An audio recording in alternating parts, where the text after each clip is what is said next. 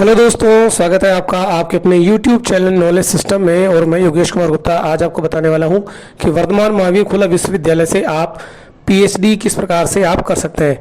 तो ये बहुत मान्यता प्राप्त यूनिवर्सिटी है, तो इसके लिए आपको ज़्यादा सोचने की जरूरत नहीं है। और वीडियो को ज़्यादा लंबा नहीं बनाते हुए इसका प्रोसीजर क्या होगा, फॉर्म किस प्रकार से भरा जाएगा, उसकी पूरी जानकारी मैं इस वीडियो में आपको देने वाला हूँ। तो आप यहाँ पे देख सकते हैं कि वर्धमान महावीर की जो वेबसाइट है उसके ऊपर पहले इसका आवेदन हो चुका था, लेकिन कुछ सीट्स जो है खाली रहने की वजह से यहाँ पर वापस से आवेदन जो है वो आमंत्रित किए गए हैं। तो वर्धमान महावीर खुला विश्वविद्यालय की वेबसाइट पर आपको जाना है और इसके लिए आपकी क्या योग्यता होने वाली है उसके बारे में भी मैं डिस्कस करने वाला हूँ। फीस जो है इसकी मात्र 500 रुपये अगर आप एंट्रेंस एग्जाम देना चाहते हैं। तो वर्धमान महावीर खुला विश्वविद्यालय जो कि एक जाना पहचाना नाम है राजस्थान यूनिवर्सिटी पूरे राजस्थान में। तो यहाँ से आप देख सकते हैं कि यहाँ पे पीएचडी जो है journalism, English, public administration, botany, economics, Sanskrit, mathematics और कंप्यूटर साइंस में ही संभव है। फीस जो है वो ज़्यादा नहीं है, मात्र 500 रुपये केवल एग्जाम फीस है, जिसमें आपको यहाँ पर अपना जो बेसिक डिटेल है वो आपको यहाँ पर फिल करनी होती है। साथ में आपको अपनी फोटो और अपना सिग्नेचर वगैरह, और आपके साथ ही इसकी जो एजुकेशन है वो आपको यहाँ पर अपलोड करनी है, बीए, बीकॉम, बीएससी, बीबीए जो भी है। इसके अलावा जो पोस्ट ग्रेजुएशन है वो आपको यहाँ पर अपनी डिटेल डालनी होती है। तो अब आगे की जो डिटेल है वो भी एक बार मैं आपको बता दूं, क्योंकि इसमें जो पहले एक एंट्रेंस एग्जाम के लिए जो निकला था उसमें आपके लिए जो रूल बनाए हुए थे उस रूल्स के अकॉर्डिंग आपके पास जो डिग्री है वो आपके पास यूजीसी नेट होना जरूरी था। लेकिन बाद में इसकी जो डेट थी वो बदल दिया गया, क्योंकि उसके लिए आवेदन सफिशिएंट जो होना चाहिए था वो इसके लिए आए नहीं थे, इसीलिए इसको बदल दिया गया। तो पहले आप यहाँ पे देख सकते हैं कि एक नोटिस जो पहले 2023 में निकाला गया था, जिसमें ये कहा गया था कि आपके पास स्कॉलरशिप अवार्ड लेटर होना जरूरी है, जैसे कि UGC NET, UGC SIR, NET, GATE और सीड वाला आपके पास एंट्रेंस होना जरूरी था। लेकिन इतने आवेदन इनके पास नहीं है और योग्यता वाले आपको नहीं मिलने की वजह से, जैसे कि आप यहाँ पे देख सकते हैं कि निर्धारित योग्यता रखने वाले छात्र छात्राओं के लिए पीएचडी कार्यक्रम आवेदन किया गया था।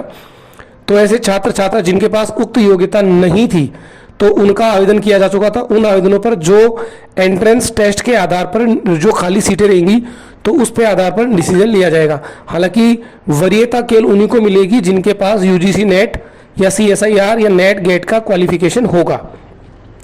लेकिन अगर ये इनके पास नहीं है और अगर आप केवल एमए भी हैं तो भी आप ये कर सकते हैं। तो गाइडलाइंस के बारे में अपन थोड़ा सा डिस्कस करके और मैं आपको एक बार डिटेल में बता देता हूं। जैसे कि सबसे पहले आप यहाँ पे देख सकते हैं कि इसकी जो डेट थी, जो नई गाइडलाइंस जो आई है, जिसमें 15 नवंबर जो है वो इसकी लास्ट डेट है और एग्जाम जो है वो आपके 28 नवंबर को होगी। इसमें केवल आपको यूजीसी नेट का आपके पास अगर नहीं भी है तो भी कोई ज़रूरी नहीं है। इसके लिए केवल आपकी एमए में आपकी 55% आपकी होनी जरूरी है।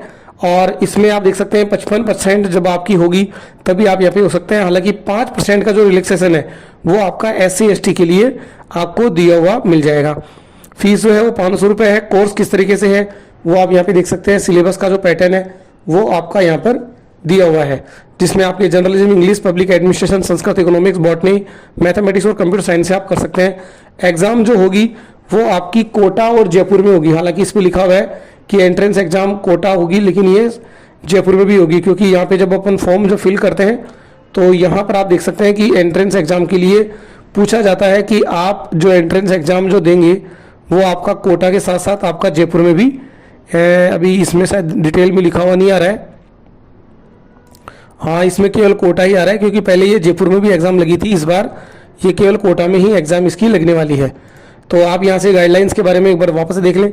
इसके बाद आपका कोटा में 2 घंटे का आपका एग्जाम होगा। नेगेटिव मार्किंग इसमें नहीं होगी, इसीलिए आप एक रिस्क ले सकते हैं, ट्राई चांस कर सकते हैं, क्योंकि आप अच्छे पेपर करके आएंगे तो आपके अच्छे मार्क्स आने की संभावना है और आप पीएचडी में जो खाली सीटें रह गई हैं वो आपको मौका मिल जाएगा। फीस जो है वो यहाँ पे आप देख सकते हैं कि 25,000 रुपये इसकी यहाँ पे फीस है। ट्यूशन फीस, रजिस्ट्रेशन और लाइब्रेरी के साथ साथ जो टोटल जो फीस है वो आपकी बैठती है 37,000 रुपये। और थीसिस, सबमिशन, एवेल्यूएशन जो है वो आपका 10,000 रुपये का आपका लगभग होता है।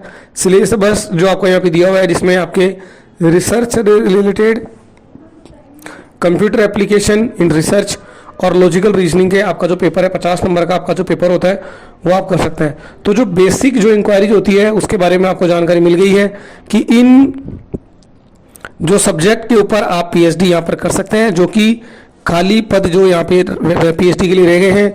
क्योंकि अगर आप किसी प्राइवेट यूनिवर्सिटी से करते हैं तो लगभग आपको 3 से 4 लाख रुपए लगभग आपको देने पड़ सकते हैं।